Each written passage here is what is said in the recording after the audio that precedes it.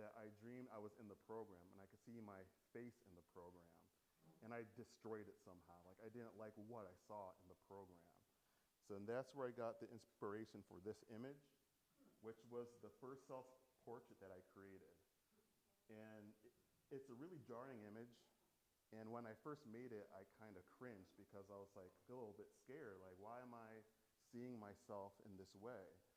But the reason why was I called this piece King Me because I felt like there was a part of me that always wanted to control what I did. It was like a king who took over my life and was always telling me what to do, where I should go, and who I ought to be. So I felt like there was part of me that wanted freedom and there was part that wanted control. And I had to choose if I wanted to be controlled by this part of me or be free in who I actually am. And in the UAE, everywhere you go, you see the picture of the sheikh, like these big banners of the king of the UAE. And when you're there, you're in his kingdom. It's not a democracy over there, it's a monarchy. So there's a king and everyone works for him pretty much. And I just kind of felt like seeing these pictures everywhere and feeling like I'm in this other person's kingdom, things started to click for me. I was like, I saw myself, this same dynamic inside of me, where inside of my head that there was a king that I had to obey, who told me like what to do and who to be. So I had to like overthrow this king. So I use this image to kind of help myself understand that. And at first, like I said, it was like really strange, like why am I seeing myself this way? But it actually brought me more freedom. Thank you. At first I didn't like it, I was scared. I was too scared to look at it. Yeah. Then I walked away from that job. This is me on the dunes in Abu Dhabi. I like this picture because it just reminds me of how I felt at that time where I was gonna walk away into the unknown. I left that job and I had no plan. And then when I got back to New York, I made a new portrait of myself. And this is one of the things that's unique for me is as a architect, we use drawings to solve problems and to understand things. So when I got back, I just felt kind of lost and I didn't know who I was. I had to find a new path forward.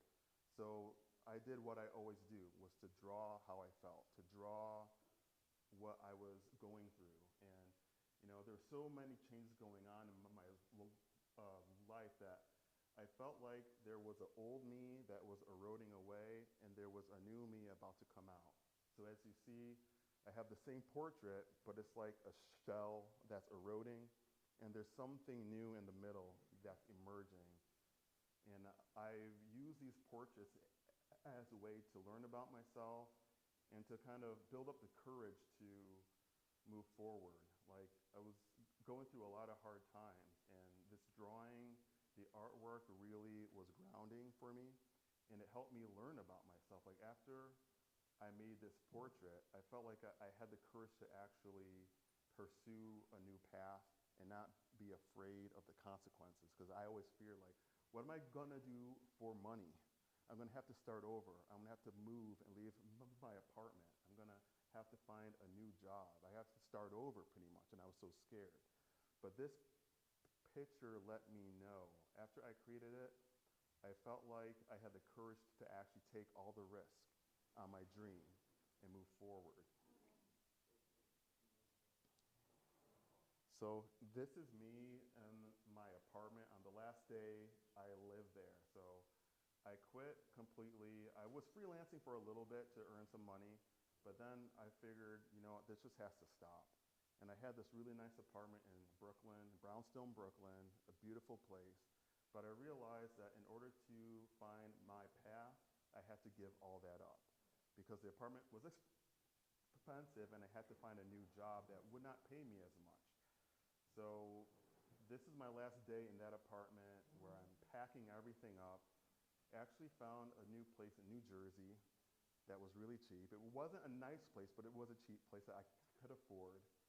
And I found a job at the Metropolitan Museum of Art. as a guard.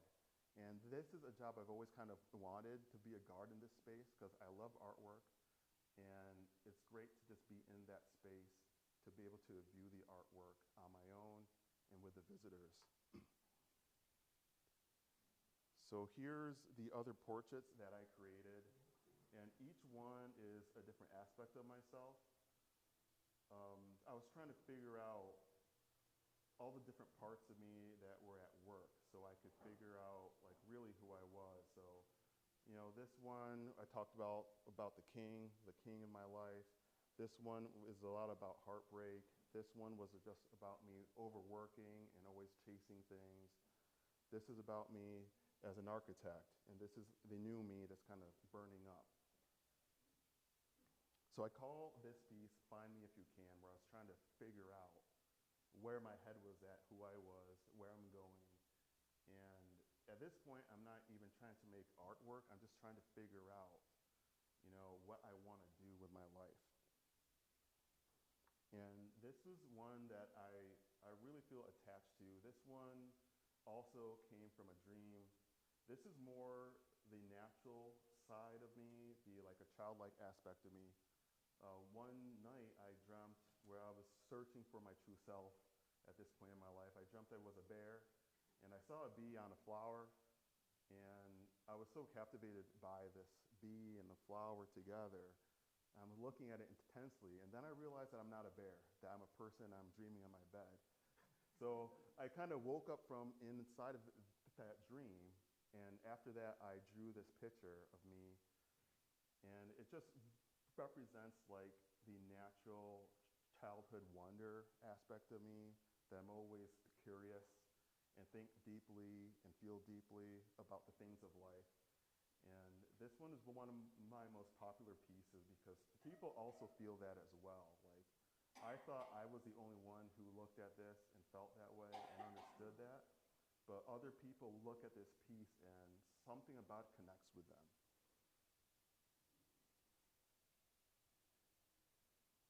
Here's a picture of the Met, of the galleries at the Met. I would get there really early. We spent about half an hour on our shift when the place was closed and the lights weren't even on yet. It was all natural light in the space. So it was great to actually have time to be alone with Van Gogh, Monet, all the greats. Some of the greatest paintings in the world, I had a chance to actually be with them in this space alone. I do a lot of meditation in here. And I kind of felt like this space was kind of like a temple for me to like reflect on. A lot of introspection took place in these galleries, and it was one of the best times of my life actually. Like, I wasn't making a lot of money there. I think I was making $12 an hour, and I had to come in all the way from New Jersey from my bad apartment, and I was really tired all the time, and my feet always hurt. But I just loved being in this space. It just felt so peaceful to me, and being around all this artwork was just incredible. Here's a painting a visitor painted of me. I would meet a lot of interesting people there. And one of the visitors was a painter, and she really wanted to paint me in this space because she said I had a presence there, which was strange because I always was there like meditating in myself, and she kind of picked up on that. It's like, I really want to paint you. So I like this painting because it really captures like who I was at that point in my life, where I was at the Met. I had like crazy hair at the time. I stopped combing my hair. It was all natural. I just felt like a very natural person. And this kind of captures that. Really curious, really, really happy.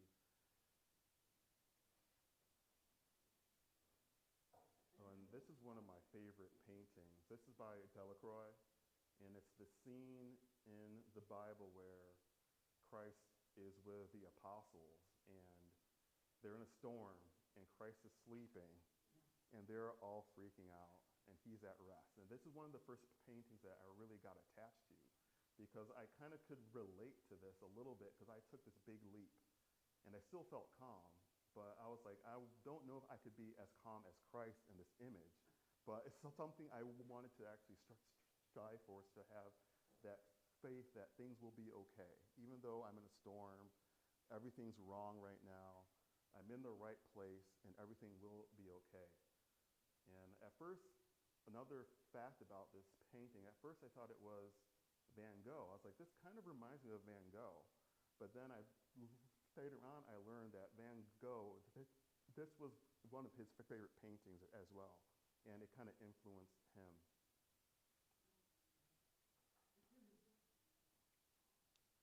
So during this time, I was making some artwork on my own, and this is one of the first pieces that I made that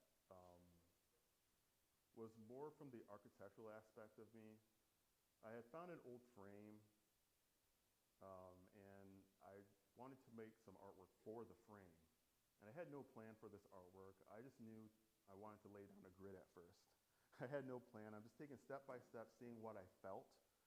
And I had this grid laid down without a plan. And one day I had a fight with my roommate. And I'm trying to stay calm at this point in my life. Like I said, with the last painting, I was like, I'm trying to stay calm and stay grounded all the time. But we had this big fight, and in this fight, I could feel there was still one part of me that felt calm. Like, I felt anger all over me. It felt very hot, really wanted to do something about this roommate annoying me, but I could feel there was part of me that still felt calm. So then I thought about that grid, like right in the fight, I'm just like, I gotta go, I'm sorry, I gotta go. And I started to draw this because you see this grid here has been disturbed. And there's still one square in this grid that is perfect and holds its shape.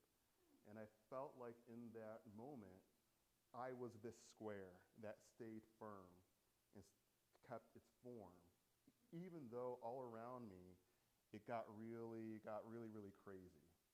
And I showed it to my roommate, and he was just like really amazed and was like, wow, thank you for making this. And he saw a bird in this. And I was like, I didn't even notice that this piece is like a bird flying.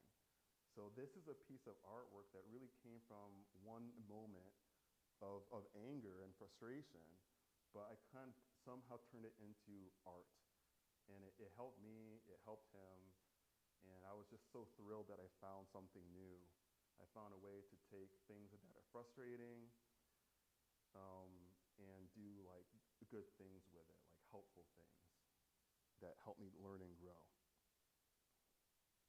Here's the view from that room in New Jersey. I had a great view. It was a bad apartment, but it had a great view. So here's a view of New York on the skyline. Right outside of my bedroom, I had New York right there. And I would look at Manhattan for hours. Just, it looked so beautiful to me. And I really treasured that time in my life. Like I said, no money, not much time to spend on things that I used to. I used to eat out a lot. I used to go out for drinks. I used to go to brunches and events. No more of that. I was at home, alone, drawing, meditating, journaling, trying to figure things out for myself. Here's the first paper piece I made. So this is that view outside of my window. I was trying to figure out what art I wanted to make, and I just liked the way paper looked in the art store. They had all the colors of paper, so I bought a ton of paper. One day, I just started to tear it up. I think my roommate had some friends over, and I wanted to like clear them out of the space. I was like, guys, I need to make some artwork. I need this window. And this is the view that was outside my window from the kitchen. And I kind of like this painting. I call it a painting. It's made from torn paper, from hand-torn paper, but also captures how I felt about that view. It looked really magical, and I just felt like I was looking at the world in a new way, in like a fresh, childlike way. Did you say it was made out of torn paper? Yeah. I just tore the paper and layered it on a like chipboard, and I glued it down. These ones I did cut out because because these buildings are really sharp, so I didn't tear those ones, but thank you. So here's the actual picture of that view. I just liked it in the morning. It always looked different. You had the Empire State Building is right here. You have all these buildings in Times Square right here. All these great towers. This tower was under construction, and it ended up being like this tall. So like each day, they built one new floor. I would just see all these things in it. I just loved to live in this apartment and took joy in things like this. I think I learned to love like the small things after I gave up all this stuff. And I had no choice but to just look out my window for hours and rest after a long week. You know, this is some more paper art. These ones are more advanced because I started to use AutoCAD, a drafting program, to kind of plan these things out first. So I was making gifts for my family, and I realized like I want to make something for them that's more like crafty. And they're based on the organs of the body. So this one is the heart. You can kind of see there's like an outline of a heart there. This is the lungs. I made this one for my father, and this is the stomach. And this is just me playing around with the paper, learning about paper, how it works. I'm using the same techniques here that I used when we did towers as an architect. We always want to understand how the floors work as they move up through the building. So we start with the ground floor, and we draw every single floor as it moves up. So these are made up of layers. This one is about 8 layers. So I want to cut away at the top layers so it reveals the bottom layers, and that's how these are created. Here's another picture from the Met. This one is early morning, all natural light in this space, really quiet. Here's another picture of me working at the Met in my uniform.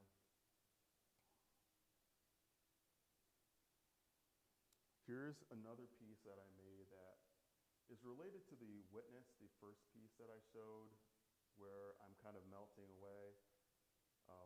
This piece is about, I felt like I was at like a crossroads in my life. This side is the future, which is still kind of warm and forming. This side is the past, which is kind of frozen in time. And the middle, where we are, is the present, which is a mix of the future and the past. So it's kind of like it's taking parts of the future and the past and mixing it up. And this is where we are, right in the middle. So even though this artwork, I always try to, even though these art pieces are very colorful and beautiful, they're always infused with meaning. And I use artwork as a way to understand things about myself and understand what's going on. I kind of use it as a tool to actually learn about myself. This is a funny picture. I took a helicopter tour a year before I actually moved, and over Washington Heights, I took this picture of these 4 towers, mass housing towers, and I just thought they looked so cool. But a few years later, I ended up moving right here.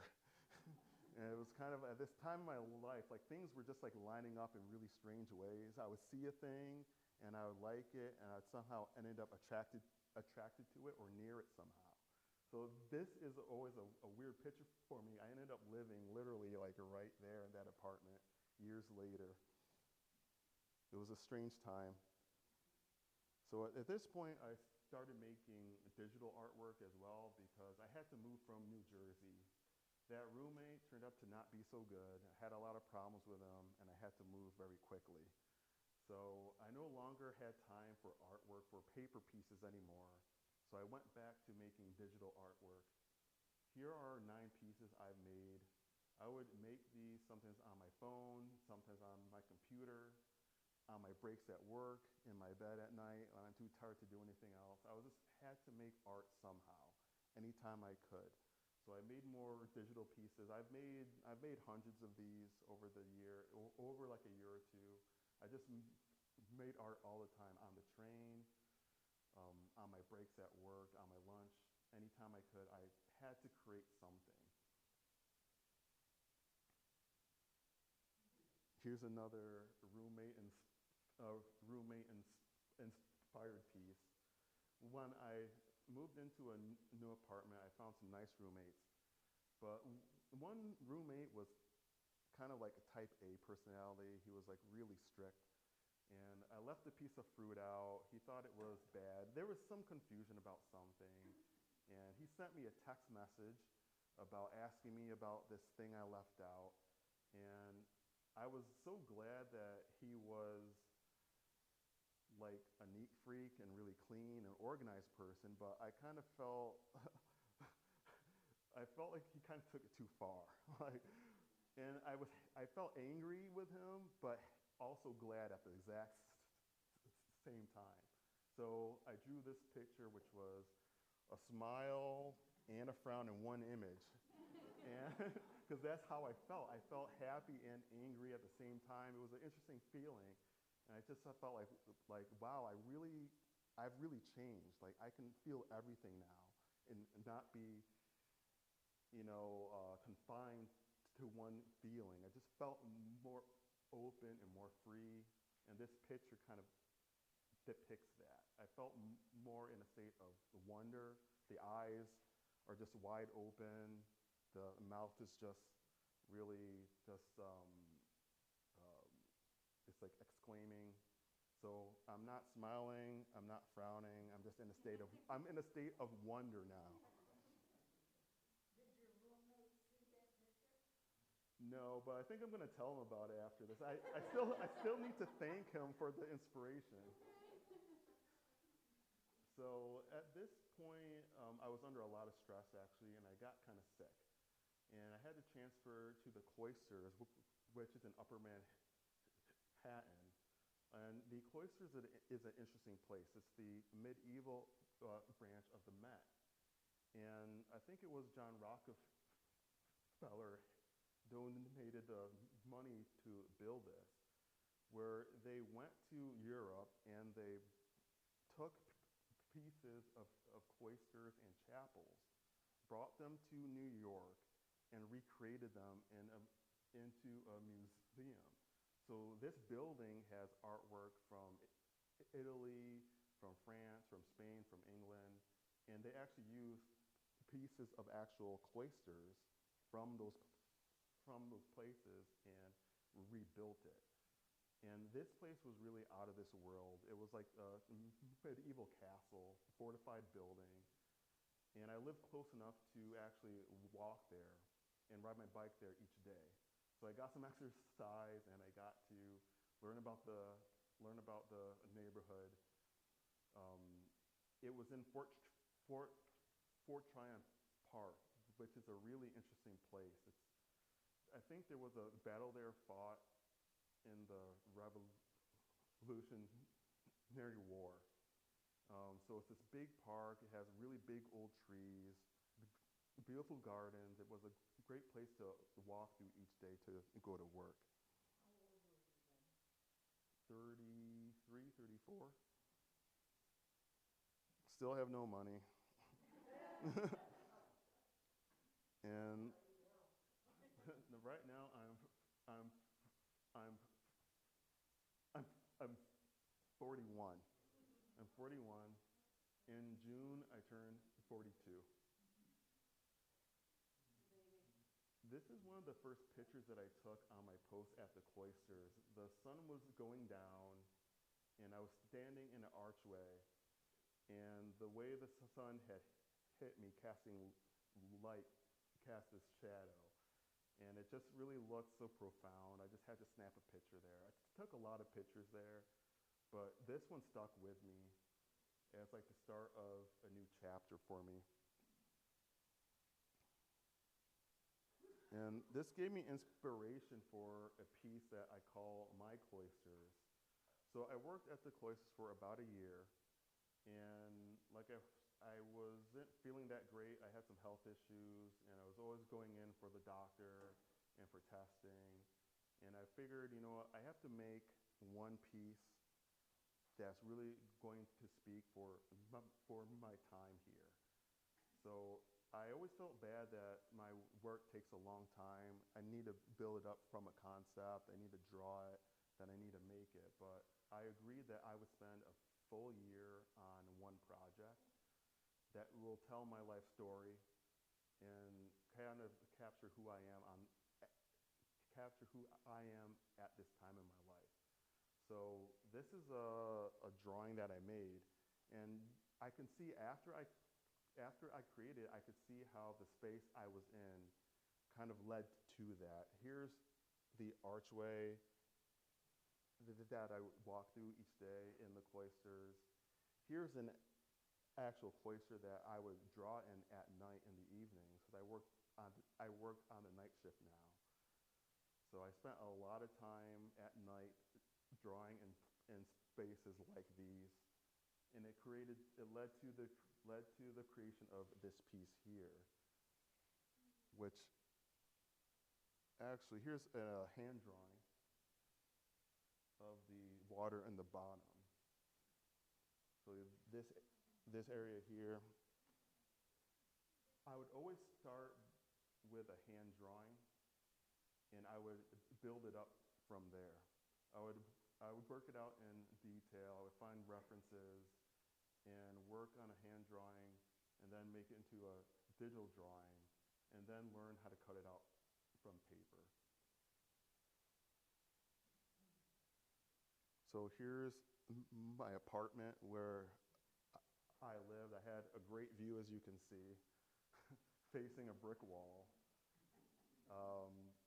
But it was enough for me at that time. This was just a space for me to actually make this piece here, the cloisters I call it, My Cloisters, which is about my time at the cloisters and my time here, I would call it. It's split into 3 chapters, part 1, part 2, part 3. Part 1 is about me. Let me see if I have a close-up of this one. Here's the finish after I had it framed. But it's split into 3 parts. So the first part is just about me coming up. I feel like we start as potential. We come out of the unknown. Who knows where we come from? We come from above, come from the unknown, and then we make a splash. And then after that, we're kind of starting to form and starting to have dreams and goals. So this is a dream here for me as an architect. I have New York there. It's kind of like floating on a cloud. And then part 2 is once I actually achieve that, and you see there's like rough seas ahead. There's like a cave that looks really intimidating, has spikes. Then going deeper into that, it's like getting really murky now. And then dropping in the unknown, where it's like no man's land, and then falling into a pool of peace where it's like peaceful and still. So I could talk about this piece for a whole year, because I spent a whole year on it thinking about every aspect of this and making it. But one thing I will say about it is this is the piece I love the most, because it means the most to me. And thank you. I wish I could actually bring it in here, because in person it just looks unreal. Like, I would like a lot of the Christian artwork in the cloisters where they would do these wood carvings that are so intricate. You can tell they really loved what they did, and they poured their heart into these objects that were crafted. And I really wanted to make an object that had that same devotion to it, that same feeling to it, where I lived around this piece. I thought about it all the time. I worked on it every single night. And I feel like it does capture, part of me is in that piece forever. And I can't say how much I love that. Is that a cut paper? Yep, Wow. it is a cut paper one. There's 30 sheets of paper, and they're laid out so there's no seams. So it looks like it's one piece, but it's split into 3. I think I might have a detail of that. No, I actually don't. I thought I had a close-up detail of that, but. So here's another view from the cloisters. Each night I would start in the evening, I would start my rounds at the clock tower at the very top of the cloisters facing the park. And I would always spend some time up there to watch the sun go down. A lot of interesting times there. I also really love this place. But I also felt like that time was almost over because New York is a work culture. Everyone works really hard there. You're working all the time. You're always on the train or inside of a building, and I just felt really confined. Like I felt like I took this picture one day on my way to work of the train station, and just felt like I don't want to be in New York anymore. Like I want to be in nature. I want to be closer to family. I want to be, want more time, more freedom to make artwork. So I moved back to Auburn, and here's the first picture I took when I moved back to my parents' backyard. It just felt so nice to go from facing a brick wall every day to facing like a nice backyard with bushes and trees in the sky. It was a big change for me, and I really appreciated it. And then I went back to making more artwork, and as I was at the cloisters, drawing clouds for my cloisters for that piece, that's when I kind of felt like it's time to go home. And the clouds just felt so good to draw. I drew this sketch there, and I was thinking like, once I get back to Auburn, I'm going to make this piece that's going to represent the comfort of home, like how it feels to actually, after being on this long journey with all the ups and downs, to actually be at home. And these sketches led to this piece, which I call Home, which is also a very popular piece. And for me, it just captures how I felt being in my childhood bedroom after all this time, being safe, being comfortable, being with family again. This piece is also very popular, and oftentimes people put it in their children's nurseries, and they say it brings them peace, it makes them feel happy, it's very calming. Ours is by the front door when you come in. Oh yeah? Nice. So this is my first art show, Arthur the Artist and the High Crafter. I created this image. The High Crafter is kind of like my alter ego. I don't know if I have pictures of my alter ego, but this is my first art show at Cayuga Museum in 2018. That was my first art show ever, and it was really great. I met a lot of you. Well, I think I might have met you there. I met a lot of great people there, and this little girl was there and really loved my artwork so much and wanted to take a picture with me, and I was so glad she wanted to. She's like, I want to be an artist. So that's when I kind of realized like that the artwork not only is for me, but it helps other people around me. When other people see me making artwork, doing good things, it also makes them want to do it as well. Can I tell you a fun story? Yeah. That bottom picture there, I have on a pair of yoga leggings, and I teach yoga to kids, so I wear them and I put them under the black light, and they love them because they just Oh, fall right up. yeah, that one there. I love that one. Yeah, everyone loves that one too. It's really energetic. I love the crystal pattern. I'm glad that you have that one. And after the art show, I actually got an offer to teach art at Hillside Children's Center, which is a home for kids who have a lot of challenges. These kids were often abused, neglected, they have all kinds of mental health challenges, emotional challenges, and the artwork was so helpful for them, and they also learned a lot from teaching them. I think I have some more of their artwork. Yeah, we had art shows there for the kids, and they loved my class, and I loved teaching them.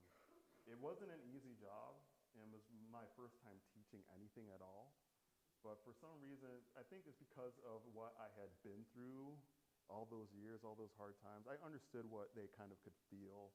I understood that artwork can actually help them understand who they are, express themselves, how healing that is.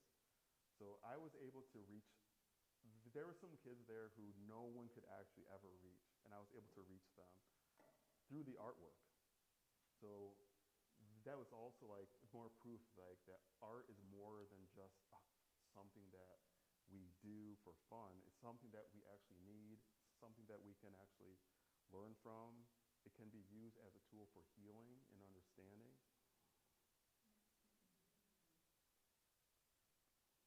And this is one piece that I made for the kids. There was a project where I was trying to teach them how to draw dragons. And there was always someone there who didn't want to do things that I proposed, which is fine. There was this one girl that said, I don't like dragons. You know, I'm not going to do this. I don't like dragons. And I told her, listen, draw anything you want with this template that I give you. If you want to draw a horse or some other creature, try it. And she said, you can't do that. And I was like, yes, you can. I'll prove it to you. So I was like, I'm going to take, because I gave them like an outline of a template, and they could draw a dragon from it. But I was like, I'll draw a horse if you want me to. So I drew a really cool horse, because I like to play chess a lot too, so it's like a knight from chess. But I took this challenge as a chance to actually reach these kids and show them that you can make art that's cool, that's fun, that you like. And then they kind of challenged me to make it into a mural. So I was like, okay, I'll think about it. So here's me planning out the mural. I took that one small sheet and I taped on some extra sheets, and I started to sketch out a full-scale version of this. This is about 3 foot by 3 feet, and there was a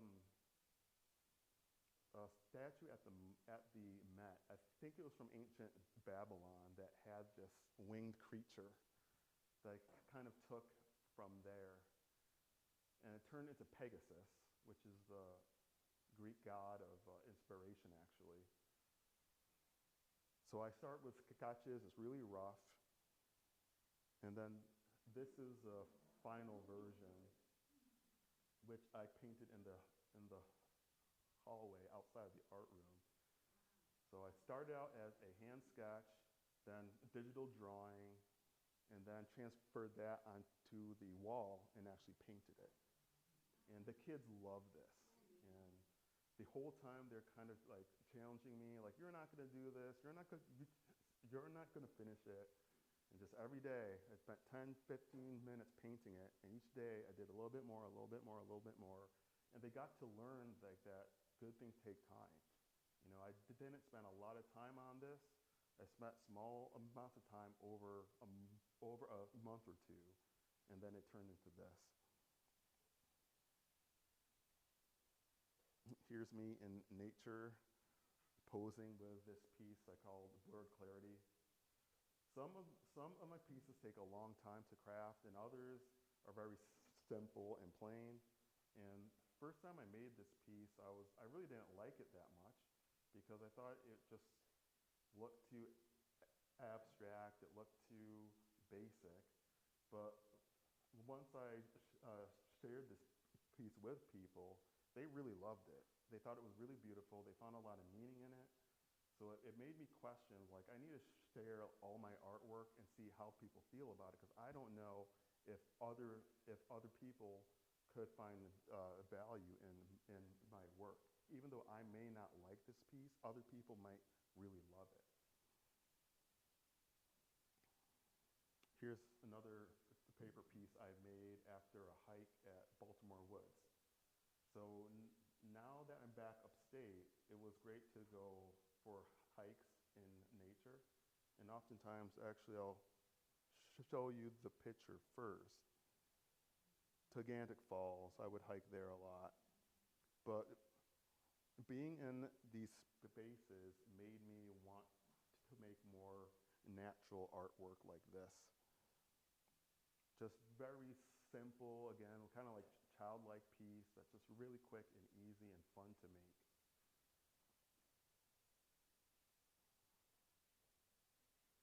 More nature work. This is also made from paper, but it's more controlled.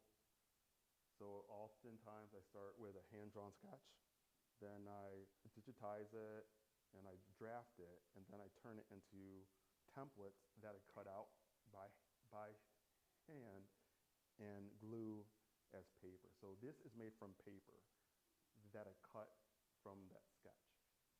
It's kind of hard to see. I think I might have a detail of it. Here's another paper piece called Koi Fish. But as you can see up close, it's made from paper. So I cut out each of these pieces and I glued them in layers to actually make the image. And I just like the piece of concentrating really deeply on a craft and to cut out all these pieces. It's just really peaceful for me, and time just flies by. Here's a piece I made, Snowy Buffalo. This one is only made from 3 layers of paper. There's light, medium, and dark, plus white and blue.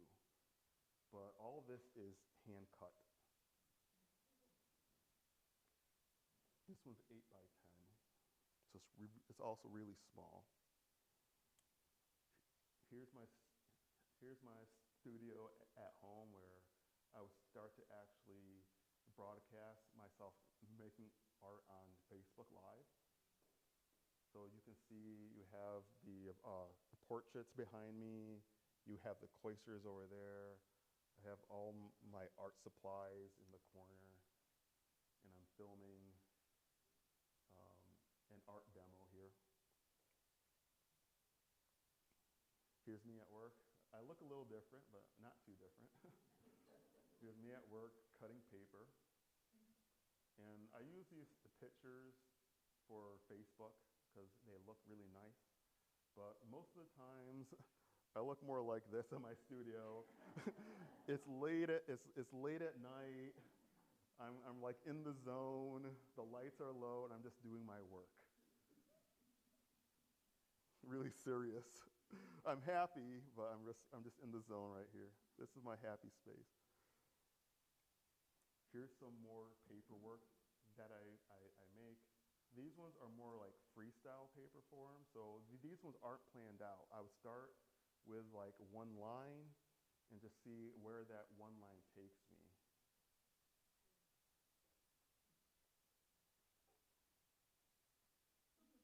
Here's a self-portrait. This one is actually hand-torn paper art.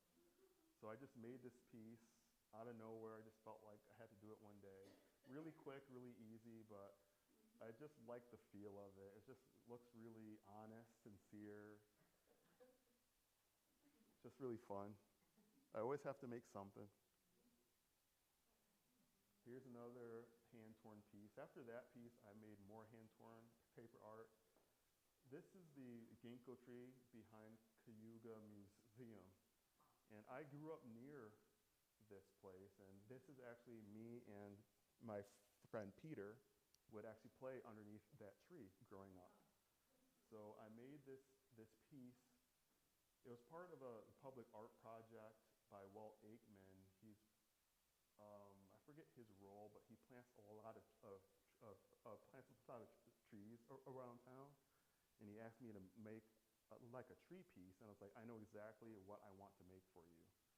This piece took 2 days for me to make, from start to end, hand-torn paper. I didn't even plan this through drawing first. I went straight to the paper, and it was made in 2 pieces. I made the sky and the earth one day, and the tree another day. What size is that? This one's 18 by 24. What type of paper do you use?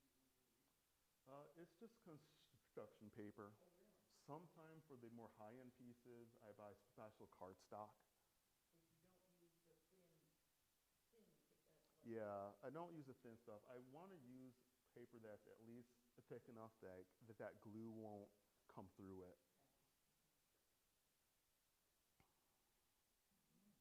So here's one thing I loved about the Met and the cloisters was they had these really beautiful tapestries. These big tapestries from medieval times that were used to actually teach people.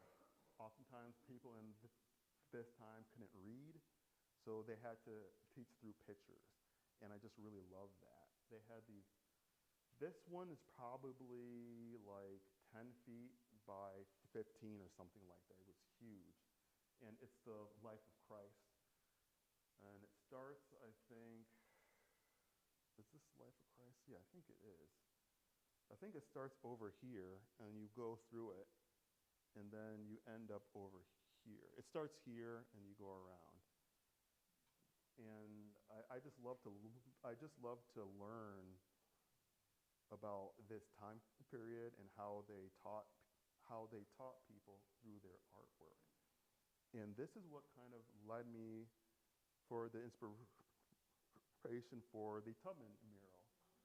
It has the same purpose of it where it's going to teach you through the image, and you're going to take a person's life, like you show Christ's life, starts here and goes around. You're going to do that with Tubman and show her at different phases of her life. So this is how I kind of learned to compose an image like this, was through the medieval tapestries. Excuse me? Oh. Okay, yeah. This is her home. This is the home for the aged. This is her church. Here's her in her orchard. Here's her as a nurse. Underground Railroad. The Combahee River Raid. And also speaking for women's suffrage. So this is like her whole, not her whole life, but a major portion of her life told in one image. Did you do that in paper first?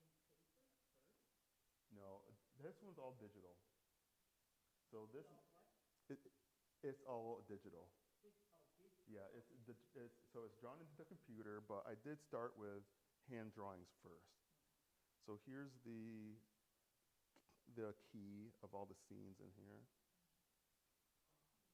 Yeah, here's an early rendering of it. You have to see it though. It's unbelievable. Thank you, yeah. As beautiful as that is, you have to see it. In life, it does feel, it has more of a presence for sure.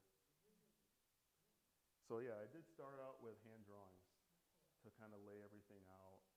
And this one, I'm trying to figure out the lighting, because the light is coming from this way on this side of her face. But on this side, I thought it might be great if it came from that angle instead. So I'm always trying to tweak the lighting, the textures, everything, every single detail of this I went over for a very long time. I had to learn a lot of new skills as well. So I'm learning how to draw portraits. So I start with, you have to kind of assume, kind of almost like you're carving wood. When you draw a portrait, you have to kind of break things down into blocks. And I'm learning here how to draw faces really well. And you did that on the computer?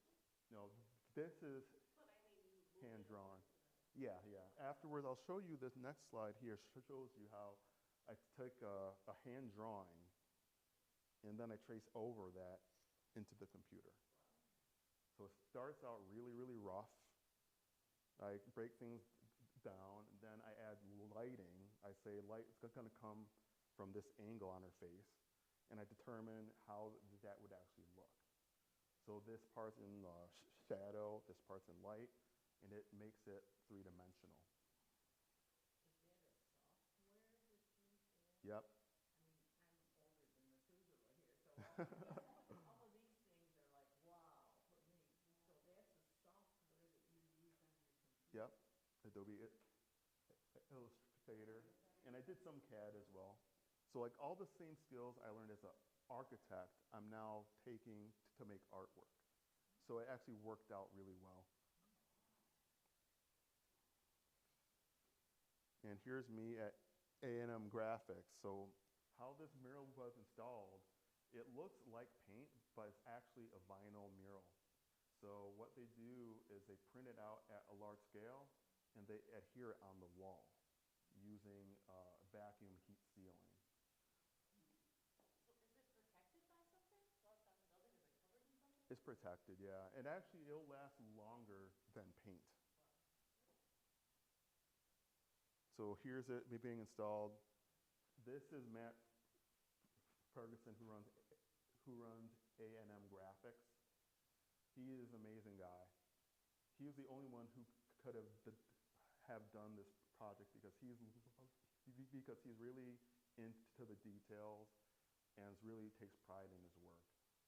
So right now he's using, like, I think a heat gun to apply the vinyl on the wall.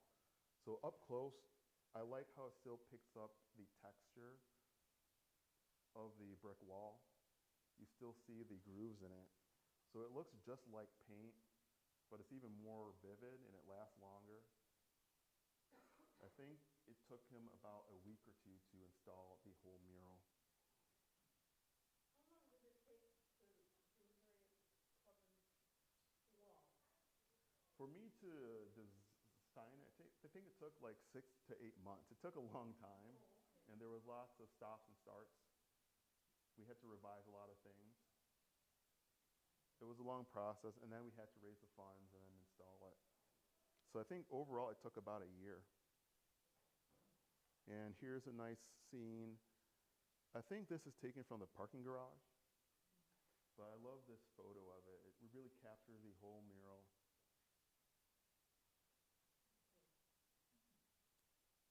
And here's me under it during the ribbon cutting.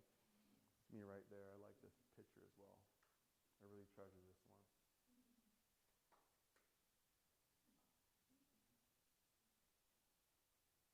And after the Tubman mural, I did the Auburn mural. This one's on State Street. It's in the same building as Nash's Art Supply, which I know them really well. They frame all my artwork.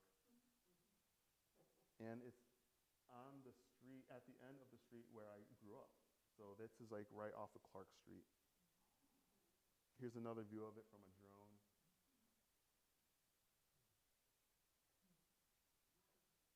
So let me see if I can get more of a close-up.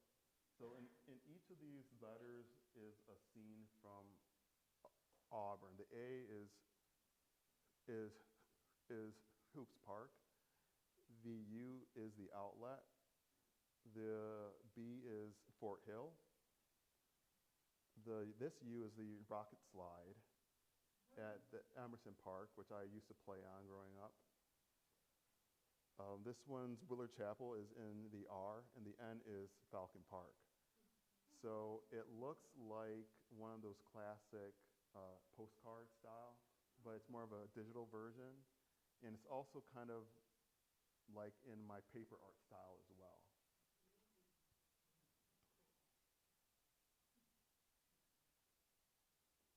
Here's my info.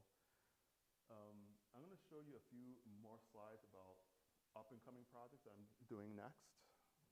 And this will be the end of the presentation. So one of the projects I'm doing is for Syracuse Community Health Center, and they give free health care to low-income people. So they're helping those who don't have the money for health care, which I think is amazing work. And they built a new building. It's state-of-the-art, and they really wanted to welcome people there and make them feel valued. So they wanted a piece from me that was going to greet them when they came in. And the concept that I came up with was stained glass light. In cultures around the world, all through time, stained glass light evokes a certain feeling. It's uplifting, it's introspective, it's really beautiful. It's used in art, it's used in mosques, it's used in churches. It just makes you think of sacred things in a positive way. And that's how I wanted people to feel when they walk into this building. Where is that again?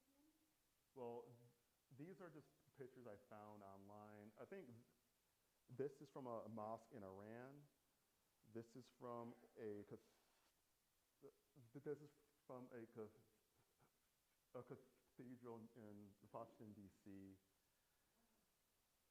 This is a famous art installation. I don't know where these other two are, but I like how they show what light does in a space, how it behaves, how it casts reflections, and changes the quality of a space. And from there, I came up with my own drawings based off of those pictures that kind of capture that feeling of light in a space, how light moves through a space, how it feels. And this concept evolved into this image here, which is going to greet you as you enter the space. It's a 12 by 12 foot light box. So this is a metal frame, and what they do is they print the design on fabric, and then it's lit from behind, so it's illuminated. So it's going to look great at night. It's going to look really, really crisp and really bright in the space at all times. But I like how this piece, I think anyone, whether they're like a child or if they're older, will find something about this piece that they like. It's bright, I think it's colorful. I think as you spend time with it, you'll start to actually see new things within it. You could find more depth in it. Let me see if I can find a close-up. Here's a close-up, a little closer version of it. And this also came, you know, everyone that we love, we've all been through times where a loved one was ill and they've had to have things done to save their life. And at this time, someone close to me was very sick and needed surgery. And they came through it and were healthy afterwards. And I was so grateful for all the staff and the nurses and the doctors. And I just felt like healthcare is really about life. It's about living. It's about loved ones. And I'm so glad that kind of energy went into this piece for this space.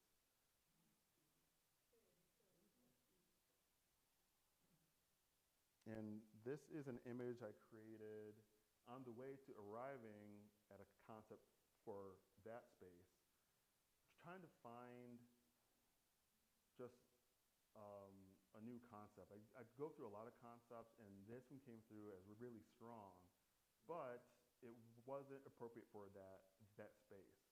But I'm going to start a whole new series of collage art, digital collage art, based on this picture, and those will be due in June. And these will also be printed as tapestries like this, at this scale. So I'm producing six pieces like this in honor of Juneteenth, which is my birthday as well. I was born on Juneteenth. So these are Juneteenth pieces that speak about Black joy, Black freedom, and this piece is really personal, but it's also about it's also about the community at large as well. And it's the perfect link between my personal work, how I feel, who I am, and helping other people, which I always strive to do in my artwork. And that's the last slide. That's all I have for you today. Hope you enjoyed the talk. Thank you. If you have any questions, I think we're lucky to have you here in Auburn. yes. thank you. Thank you so much. I appreciate it. Inspiration, I tell you. Thank you. You have cards? I do have cards. I think they're in my backpack. I'll grab them for you. You have things, probably at the museum. Do you have things in the museum hanging on Schweinfurt or not? Not right now, no. Not right now, but where was the last one, the last picture you showed? This one is just a rendering. That show will be at Seymour Library, actually. I spoke with them last week, and we picked out a few spaces to hang this work in there. So these will be about 8 by 10, really large sheets, tapestries, printed out, really crisp, really bold. And these will be a new style. These are more digital collage. So like I never stick to one thing. I have a wide range of work. Abstract work, I do personal work, I do commercial work, I do public art, I do personal stuff. Just like it's always a new thing for me. I'm always learning from it and always changing. Are you going to be going back to Hillside from time to time, or was that just a one-shot thing to go? That was a one-shot thing, I think. I am doing a workshop called The Art of Repair, where I'm going to be helping kids do artwork again. So I don't think art teaching for me wasn't like a full-time thing, but I think I would like to go back and teach from time to time. It was really fun. You're not teaching them, you're inspiring them. That's why I feel like I'm more helpful in that role. So they can express, you're allowing them to express themselves. Yeah. And there were kids there that really changed their life. I was honored to be there because each year they ask kids what they want to be.